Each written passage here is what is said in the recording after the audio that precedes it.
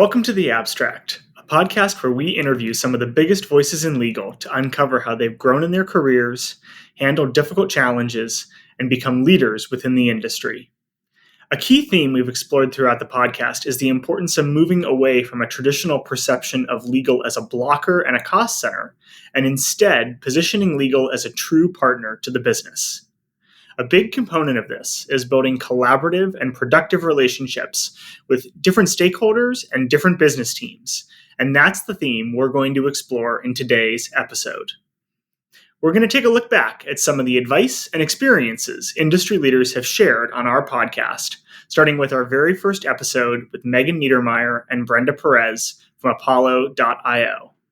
Here's Megan on why hearing legal folks refer to their business partners as their clients is a big pet peeve of hers. Yeah, anyone that's worked with me for a while knows that one of my pet peeves, I don't have a ton, but one of my pet peeves in operating a legal department is hearing team members refer a lot to like the business this, the business that. Let's ask the business. Our client and this team, needs us to do. Yes, they are our clients. Yes, we are at a business, but the legal team is equally part of the business as well. And so when I hear people refer to the business decision versus the legal decision, I think there is a mindset shift that I usually like to see on my teams. But more importantly, I think that's where the industry for in-house counsel is trending. We've got clients. There are business decisions that are a little bit different than legal decisions, but the same way we think in kind of that old school mentality, there's the reverse, right? A bunch of our business partners are also, we're their clients, right? Legal teams should be pushing businesses forward, not just receiving tasks to be done.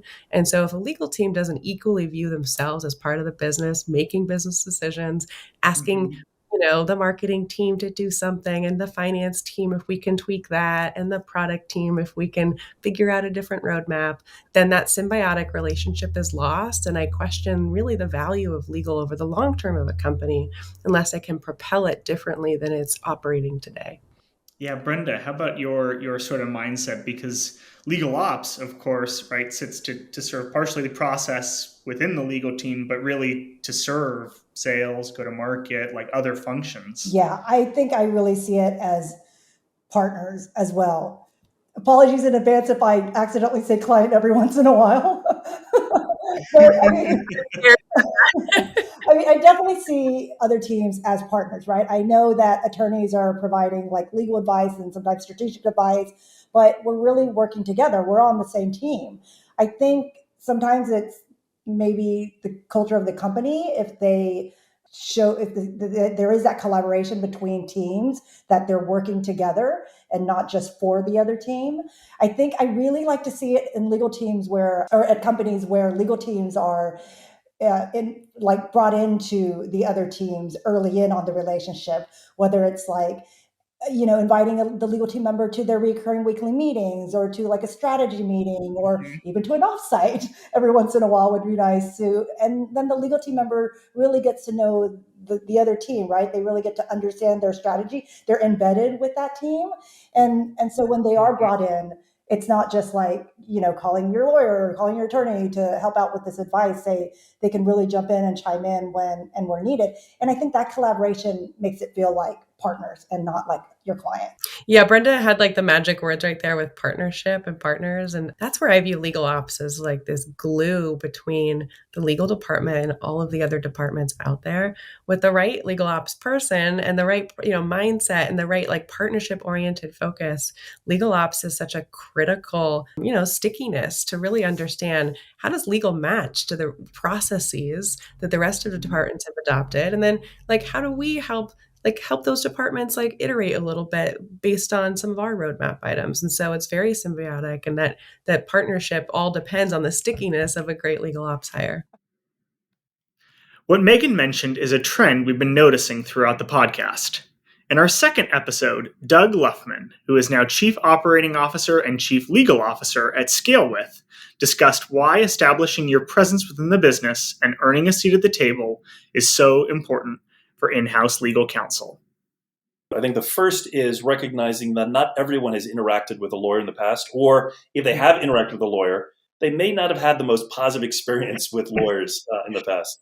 And because of that, I think one of the first things you really need to appreciate in engaging with people, whether it is senior executives, whether it's peers, or even whether it's even more junior individuals, both largely outside of legal, is making it clear as to what you bring to the table. Because I think in the end, having a lawyer on staff, presume the first question is, why do we have a lawyer? And in fact, the biggest compliment I think that someone on my team got at one point was, why do I have a lawyer at this meeting? Right.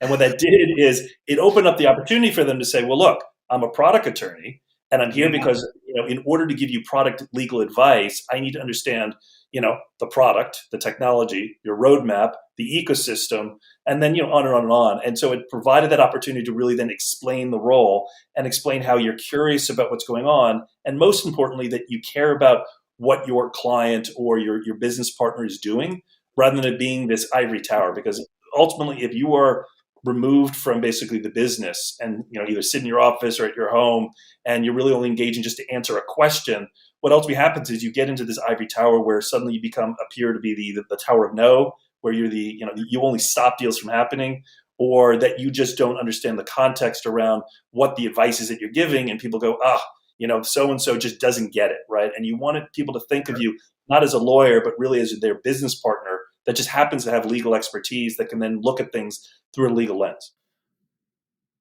A critical aspect of supporting your business teams is partnering with them as they work through sticky challenges with customers. Adam Glick, the VP of Legal Affairs at Front, stressed the importance of customer centricity and how he thinks through issues from the customer's perspective in our third episode. Step back a bit and zoom out. Most of the companies that you're going to want to work for in your career will have a very customer-centric focus. They'll have some form of explicit value which states that, quote, we are customer-centric, or the customer is our North Star, something along those lines. That's true. Part of their mission and value prop, right, is the customer, the customer, the customer. We build great products for customers. That kind of mantra. And frankly, this is the type of company that you really want to work for because it has a chance for great success, because it really understands the importance of focusing on the customer. The customer is the lifeblood of the company. As I mentioned, I started out as a commercial attorney and was really focused on negotiating contracts with the sales team and my BD teams to help drive revenue for the companies I was working at.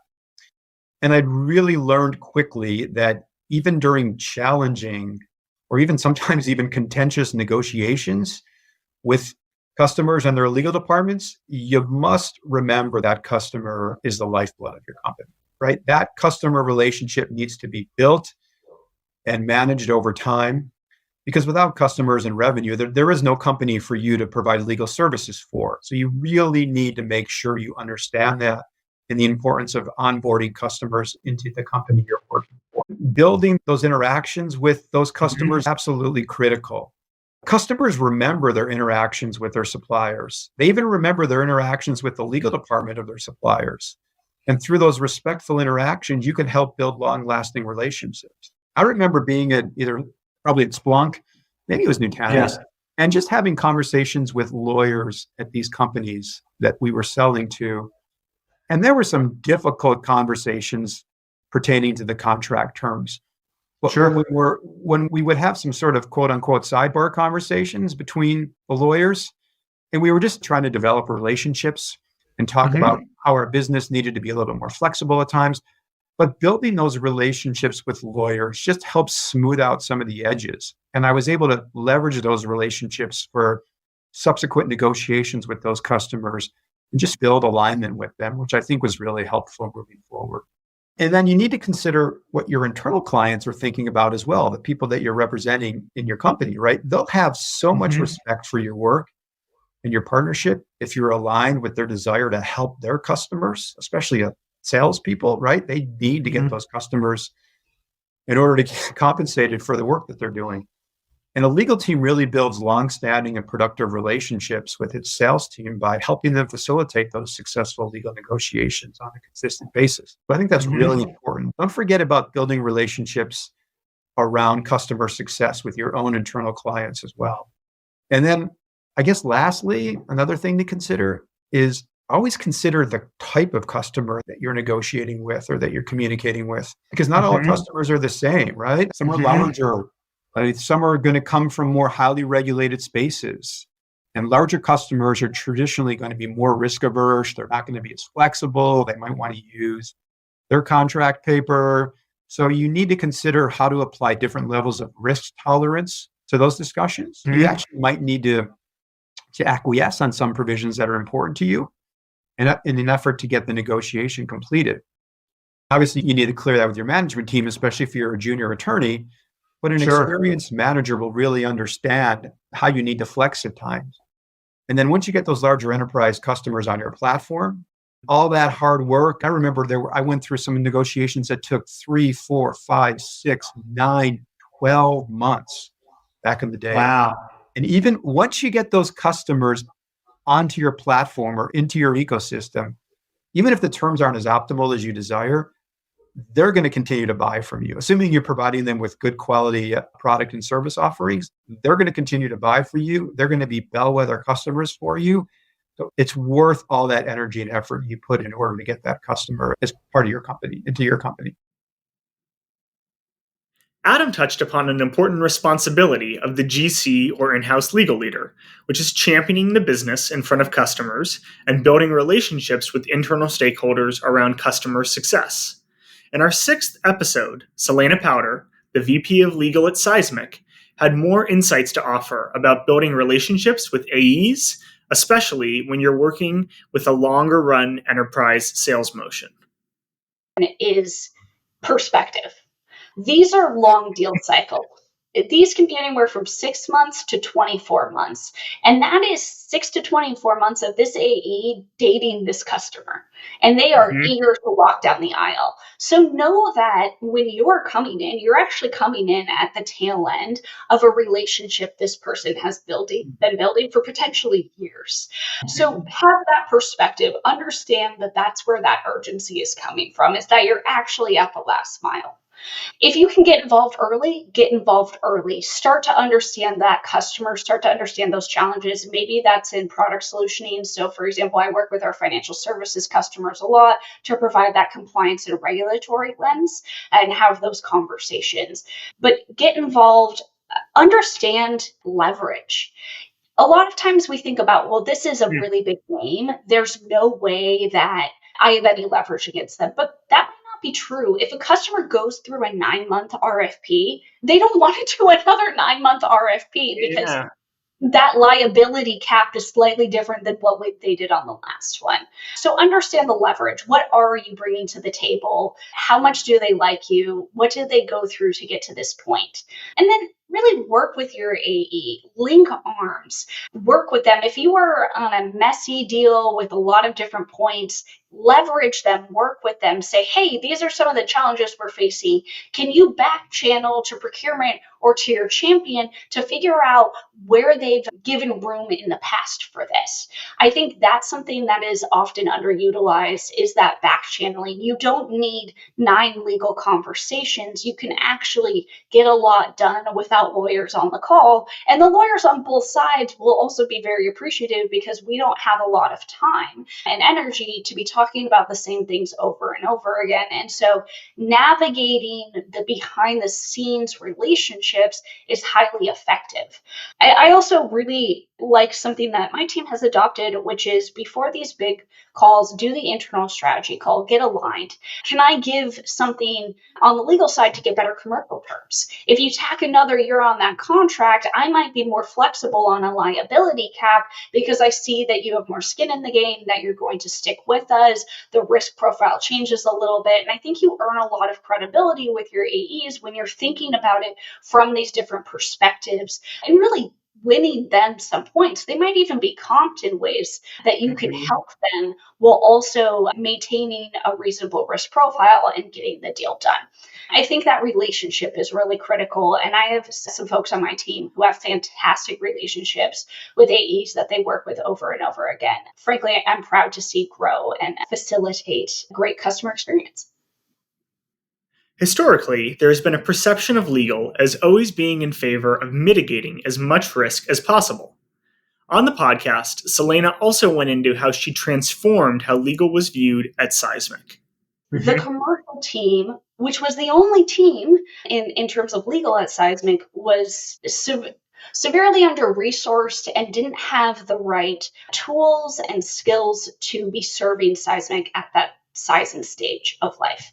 And of course, Seismic had a lot more opportunities for legal, like any other company at their size and scale would. I joined after the Series F, 700 to 800 employees in multiple countries. And so there was a lot of opportunity for legal to really step in and add value.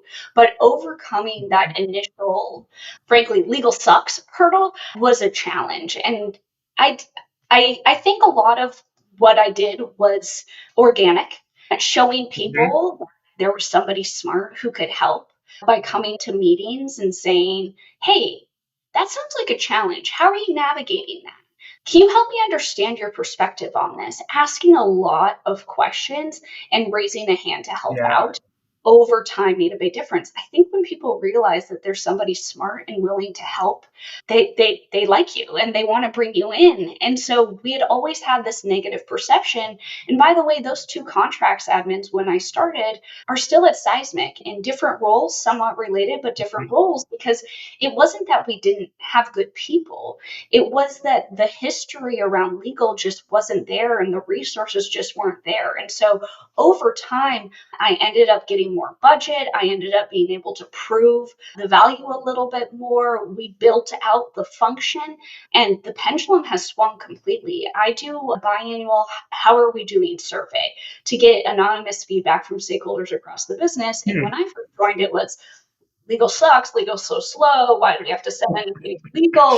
To now, we love legal. In fact, the pendulum has swung so far that people come to us all the time to the point where I have to start to say, wait a minute, did we overcorrect? Because I always have, and I still have it today, that when somebody asks for help, when somebody raises their hand and says, can you help me? We help them.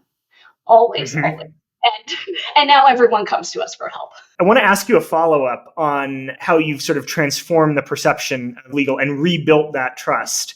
You know, a challenging piece for a lot of the GCs that I talk to is that they are not infinitely scalable, and they're also probably not the one who are in most of the day-to-day meetings with stakeholders all across the business.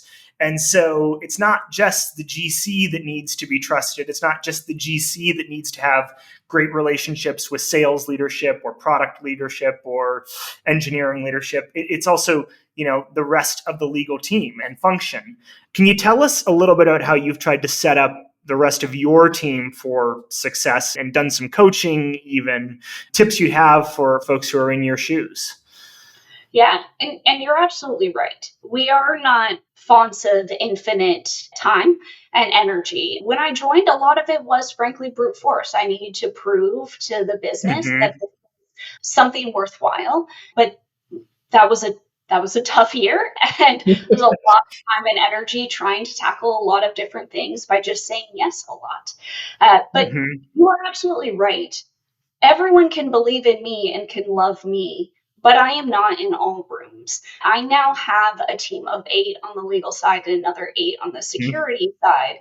And so that trust needs to extend from me down. And I think a lot of that comes from coaching. I take bets on people who are talented, who show a lot of potential, and I invest in them. And so for me, coaching is a daily thing. It's not necessarily a quarterly, let's sit down and have a 2-hour coaching conversation. It's the being available to ask questions. Hey, how do I navigate this? Or, hey, do you mind if I send you a draft of this response so you can give me feedback? To being on a call, things getting a little hot, and me shooting a Slack message or seeing the emails get a little spicy and saying, hey, take a lap. You need to cool down, take a lap. Lawyers can run a little bit. And we get maybe defensive when people challenge our advice and our opinions. And so a lot of my coaching revolves around, look, ask them for their perspective. Ask what they are thinking about. Engage with them. Educate. Really explain the why and why you have this lens. Just because somebody is questioning if that's the right thing to do, it doesn't mean that they are questioning you personally. It's that they have a different perspective and they're weighing the pros and cons in a way that's different than you. Lydia Cheuk, who is the GC at Away and was our most recent guest, reflected on how she has instilled the value of being business first within her own legal team. She also discussed how she made legal more accessible and transparent, which went a long way towards marketing and branding the legal team in front of the rest of the organization. Obviously, within our team, like, we're total safe space, but I think I've made my expectations extremely clear as to like how we should, show up to the rest of the organization. And it's not a problem because it's what they want as well, I think, which is we will always be helpful. We're always business first. We will be your thought partner. We will help you come up with a creative solution. And I think being business first is number one, really important. But number two, I think sometimes other teams find that refreshing because Sure. they've had experience with maybe legal teams at other jobs they've had where they haven't felt that. And legal in a way is actually really highly valued, right? Like you've built a great reputation within the business. For those folks who may be stepping into a role as GC, taking over a position where, maybe things are a little bit more tenuous with the other functions, do you have advice for people who might be in that sort of position? Look, I'm so grateful that Away values our legal team, and I know not everyone enjoys that. So I don't have any magic bullets here. The short answer, it's marketing. So I think as lawyers, it's marketing, people. Lawyers often forget that they have to market themselves and their teams. And I think, and I get it because I have this impulse as well. We're somehow trained to think that the work's just going to speak for itself. And sometimes it can. And so the excellent work is the baseline, of course. But you have to remember all the other teams, they're doing it. They are marketing themselves to the organization, right? Absolutely. So it's that kind of visibility that one should try to have for their own team. And that could be like really easy things. In the early days, I did office hours. It was an hour a week, it was a drop in policy. I met so many team members that way. And then that's kind of where I would get like, what's really going on? Because you can have like chit chat, right? Sure. And you would learn a lot about the context of why decisions are being made. And I think it also made the legal team feel very accessible, right? There's really no downside to doing the office hours. So you do an hour every week. You could put it on the Slack. Hey, drop into this. You can do it virtually. You can just log on to a Hangout. Of course. If no one shows up, you're just working at your desk anyway. If Yeah. 20 people show up, then that's great too, right? So that's something I always recommend, especially if you're just really trying to establish your team into the company. Trainings, I know everyone says you should do trainings, but you actually should do trainings. I believe that, like at Away, I work with a lot of really smart people and they want to learn the same way I want to learn, right? And so I find that those trainings tend to land really, really well. And there's always really good feedback. And of course, you just have to tailor them depending on what's needed in your company, right? So, like, I have an IP training that I've done. And then, the marketing team is like, oh. And it's really interesting to them, right? But it's Yeah. also a way for us to explain the context under which we work. So when we ask questions or make decisions, they understand where that's coming from, right? Like we're not just Sure. asking these questions because we're just doing that. We're doing it because we have to do it. So I think it helps everybody. Another thing you might want to do is just, work on and create policies that no one else is focusing on. So gin up that Gen AI policy. Do it. Yeah. If no one else is doing it, do it. Or your document retention policy. Go do that. It might not be fun, right? And so that just kind of brings in cross-functionally a lot of other people into your fold, and then you collaborate on something and you're providing value for the company. I would also say data. So whatever data you have, when I tell my exec team, oh, my team reviewed 300 contracts this quarter. Like that number sounds really impressive. And no one else is thinking about what your team is doing other than you. So I think just people love the data. So if you have it, share it. And then I think the last thing is kind of what we talked about before, which is brand. So Yeah. this is something I talk about sometimes and it makes lawyers nervous a little bit. But like, what is your team brand? And all that means is how do you want the rest of your organization to perceive your team, even if it's subconsciously, right? So my team talks about how we're the team of yes, and we're only half joking. That's our brand. We're the team of yes. I'm really proud of the way my team shows up. We're here to enable the business. It's all the things I said before, right? We are business forward. We're the team of yes. We're going to get you there. If you want to do something, even if we are like, that's not great, but let's go through all of the risks and let's decide what makes sense for the business. So the answer will be yes. Speaking of establishing trust with data, David Lancelot, who was most recently the VP and Global Head of Legal at eBay Classifieds, had some excellent points on his episode about how to approach data reporting as a tool that helps you build credibility within the business, especially with the CFO, and especially when building the case for budget. I build trust with quantitative, factual reporting to finance, strategy, and the CEO, as well as just working my butt off. Yeah. Right. Like we're proving your value, getting your seat at the table, owning your seat at the table. Doing that requires an enormous amount of effort, and lawyers. That's easy for lawyers to do, right? That's all we do. We actually need to ramp that down, right? And be like, okay, working as hard as you can all the time leads to burnout. Yes. And it doesn't lead to effective management and acceleration of a business. So doing that, having a vision, going to your business leaders and saying, here's the metrics, here's the numbers, right? Here's the financial outlook here. Here's how it aligns with our strategy, right? Our business strategy, really understanding that strategy and where we want to go. Even in-house lawyers understands that we need to use numbers in a business, right? But I mean, it's actually quite a ridiculous thing to say out loud, right? Like you need to use numbers in a business. But 20 years ago, nobody used numbers in a business in the legal department, right? It was just sort of like, give me some money and I'll do this qualitative thing that you guys can't understand. We're so smart, Well, I think we've come over time to understand that we are in a business. And we need to operate like business people with legal skills. And so early on at eBay, I think I've told you this story before, Tyler, like adding up numbers on external counsel spend over previous years on my phone. Like because we did not have a system at the time. A way to track it. There wasn't a way to track it. Not in a way that was, viable. Sure. Right? There was a system in place, but it was one of these, we're sort of 4 or 5 generations in now to the technology that we can use in an in-house situation.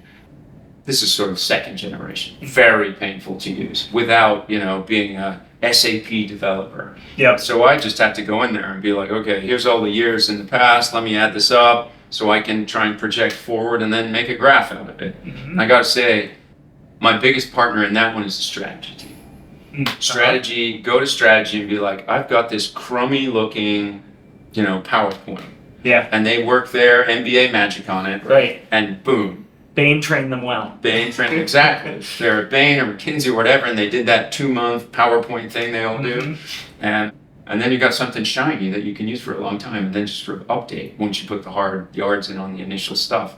Then you can, I would always do unplanned and planned updates. Right. So I had this thing about going around with, whenever I'm in a meeting, got my laptop, having a coffee, whatever, just let me show you a couple slides. Just let me show you something. Oh, you got slides? I thought you were a lawyer. Like, yeah, here's not a Word doc. Yeah, not a Word, no, exactly. Not a PDF, 36 pages with conclusions at the end, right? And then you have to send it back to the law firm saying, do this over. But like, open the laptop and just show them the update. And it's like, here's a graph, very easy to understand. Legal spend over time. And the one that I always love is legal spend over time versus revenue. And showing that you are scaling the function. Spend may go up, but it won't go up nearly as fast as revenue, right? That's what you got to manage for. Spend over time versus revenue at TLI, total legal spend over time versus revenue. And then eventually versus benchmarks. Right? So that's the real company. Yeah. Yes, and that is super hard to do. That is super hard to do in the in-house legal industry for your particular sector, right? For a particular kind of, fintech, whatever platform, or healthcare, whatever. Like finding that group of companies and then getting the data on who works there, how much they spend on external counsel, lawyers per billion, etc. Like that's tough to do. But once you put that hard work in, then you can say, here's our total legal spend versus revenue over time versus benchmarks, right? And that's hard to argue with. That's the kind of thing that makes your CFO smile. Absolutely. Like, this guy is really trying. Gets it. He may not be as good with this as my head of strategy, but he's doing his best to show that he is managing the resources of this business in the most effective way. So when he comes to me on that quarterly cycle or biannual cycle or whatever it is, with an ask for a number that for most businesses is a rounding error compared to like the marketing team, right? Marketing team needs a couple $100 million and you're like, can I get like 100,000 to set up a team in Germany? Yes, you can. And you may have to wait till the end of the year when they haven't been able to hire every single product developer they wanted to hire. And you might get, that leftover headcount, but you still get it, right? And then you build and you prove and you build and you prove. This sentiment of prioritizing relationship building is also reflected in data and surveys conducted to understand the qualities that clients and companies really value and are looking for in their lawyers. Akshay Verma, who leads legal ops at Coinbase and also teaches a course on critical lawyering skills at the Santa Clara University School of Law, highlighted some of this research. The first course section in the class, I put a chart up there. And the precursor conversation to putting the chart up there is about research that has been done over the last 10 years. And they refresh this every couple of years. They go out to 40,000 clients and employers. And they survey them and they ask them, what do you want most out of your lawyers? Who's they in this case? So the employers and clients. Okay. They survey, it's like Coinbase, for example. Yeah. Like, if we got that survey, like this is what we value most out of our lawyers. Sure. And then they do a top 10 list. So I put the top 10 up there. And it's an eye-opening moment for most students. It was eye-opening for me when I first read this material. Like, I'm actually a little surprised. 7 of the 10 have nothing to do with the practice of law.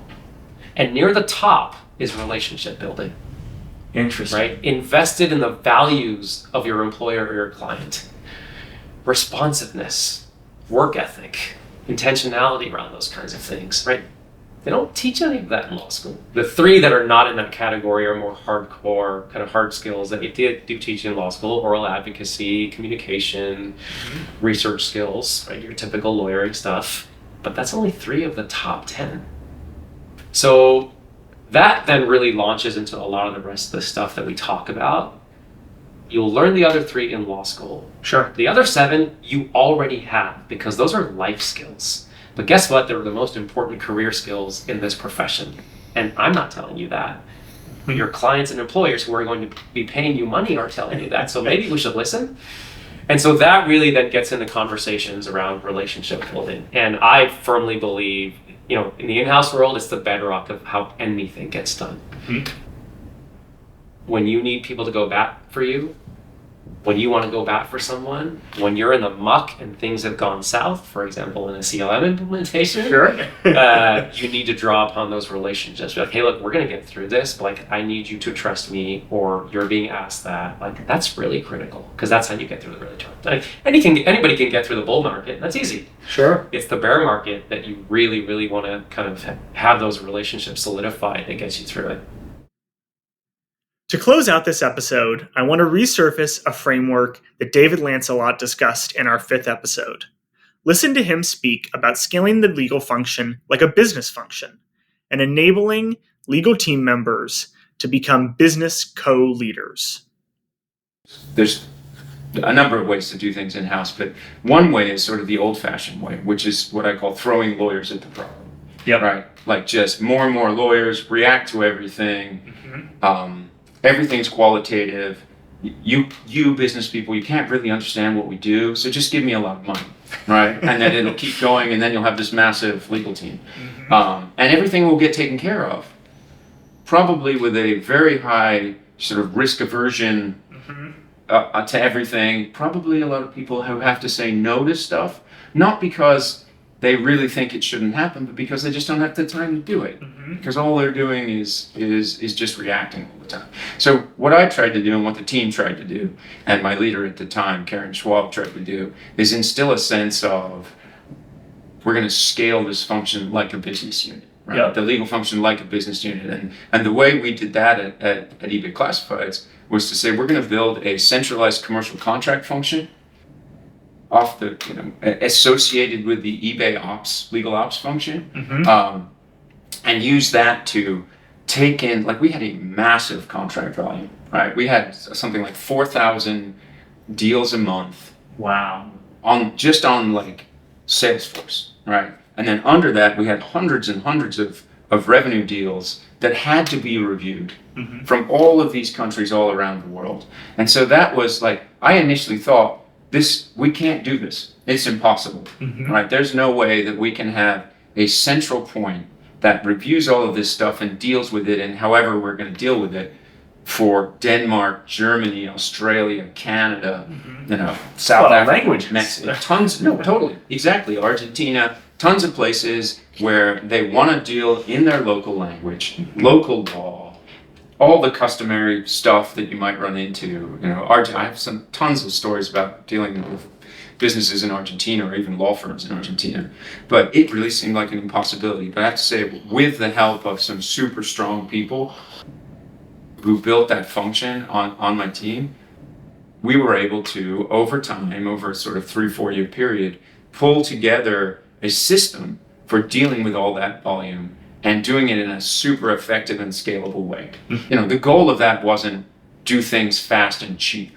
Right? Sure. The goal of that was, how do we accelerate the business while at the same time giving our lawyers the headspace to become, first, just like very, very valuable, right? To free up their time to do valuable work, then to become strategic business partners, and then to become business co-leaders, right? So there was always a goal to get rid of the stuff that's low value, that's repeatable, that's not being done as effectively as it needs to be, and move up the chain until I have lawyers in each of these different markets who are literally business people with legal skills on the team, leading the businesses. And I think we were very successful in doing that. And that's like my proudest moment there, was having these like great people shine, great people shine, and then go on after the sale of that business to become, leaders and really inspirational people in their own rights.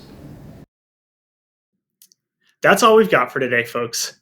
Thanks for listening to The Abstract. Make sure to subscribe to get notified as soon as we release new episodes. And if you're an in-house lawyer or legal professional who's tuning into our show, I'd love to know, what are your thoughts on transforming legal into strategic business partners? And how are you approaching that within your own organization? Drop a comment below or connect with me on LinkedIn and let's chat. We'll add links in the description. See you next time on The Abstract.